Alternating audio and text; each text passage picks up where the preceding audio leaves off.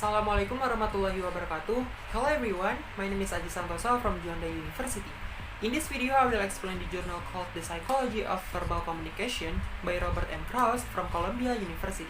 I hope you guys enjoyed the video and give me some good responses, especially Mami, Dr. Agustina Purnomo, SPM M.Si, as a lecturer Psychology of Communication. So, let's start the video. Human communication is one of the most unique abilities as living things because humans use language as a conveyor of the meaning of message. With the presence of language, it allows one to create and shape a meaningful number of messages in unlimited numbers and not tied to anything.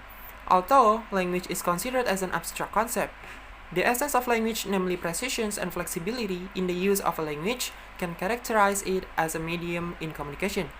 Thus, language becomes one of the unique abilities of humans to be used in their survival as living things. Only language has the power of the meaning that can be understood by so many humans from various perceptions in the human communication system.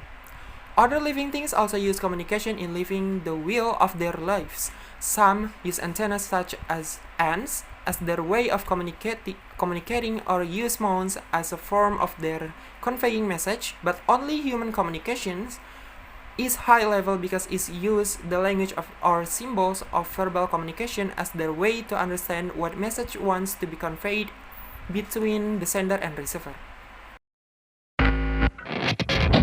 Although the author doesn't clearly state the purpose of making the journal, as a reader, this journal is intended for educational and research purposes as a supporting reference for students and researchers to complete their research report.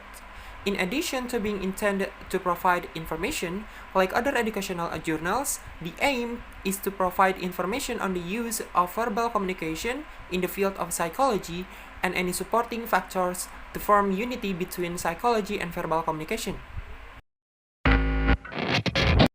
The author describes three of his findings in the journal, the first of which is the existence of elements supporting the human communication systems, including signs and symbols. Then the author states the existence of three main traits as characteristics of human communication in language, namely semanticity, generativity, and displacement. Furthermore, in the journal it is explained that there are four communication paradigms, namely encoding-decoding, communicative intentions, perspective taking, and dialogism. All communication systems operate on the same principle. Signals transmit messages from source to destination. For example, fur-fed monkeys use trill signals to signal the presence of predators such as leopards and snakes. The other fur-fed monkeys that are caught appropriately and then climb trees as a form of response is an effort to avoid these predators. Communication systems use two types of supporting elements, namely signs and symbols. Signs are signals that signify an events or condition related to the message they convey, while symbols are products of language that are mutually agreed upon to define a thing as a form of communication. Verbal communication often involves signs and symbols as a medium in conveying verbal messages. Language is one of the symbol systems that humans use to communicate.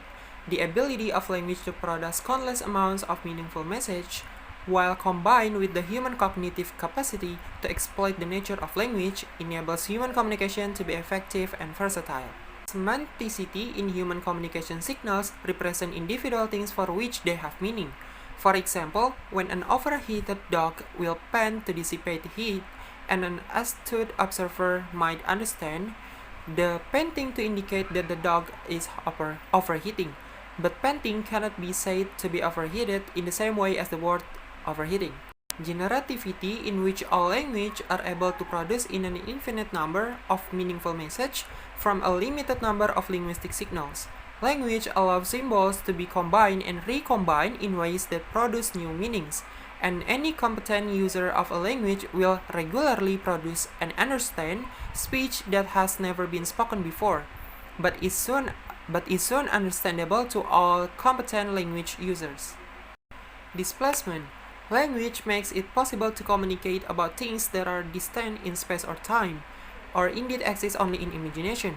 Language is not limited in the capacity to express a message.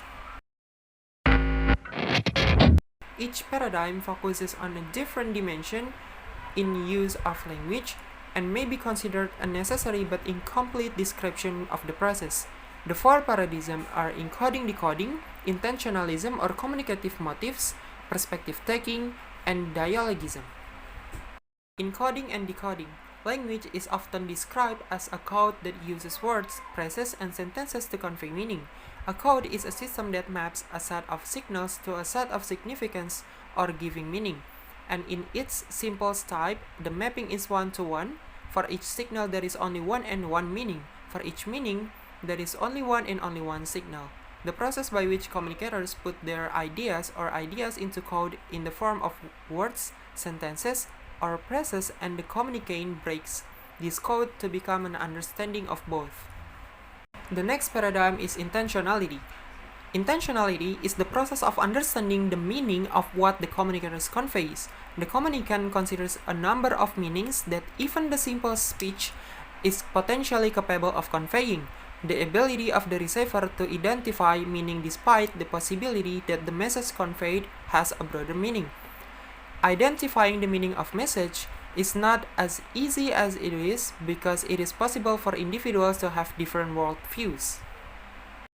As we were talking about the worldviews, the next paradigm is perspective taking.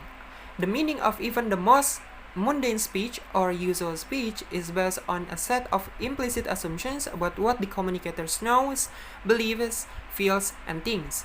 To accommodate differences in perspectives, communicators must consider each other's perspectives when they formulate and interpret messages.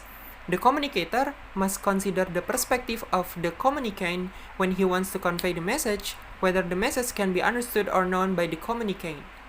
The limited perspective between communicator and communicant makes verbal communication a little ineffective, hence the collaborative nature of communication called dialogue. Last but not least paradigm is dialogism. In this view, communication participants are seen as autonomous information processors.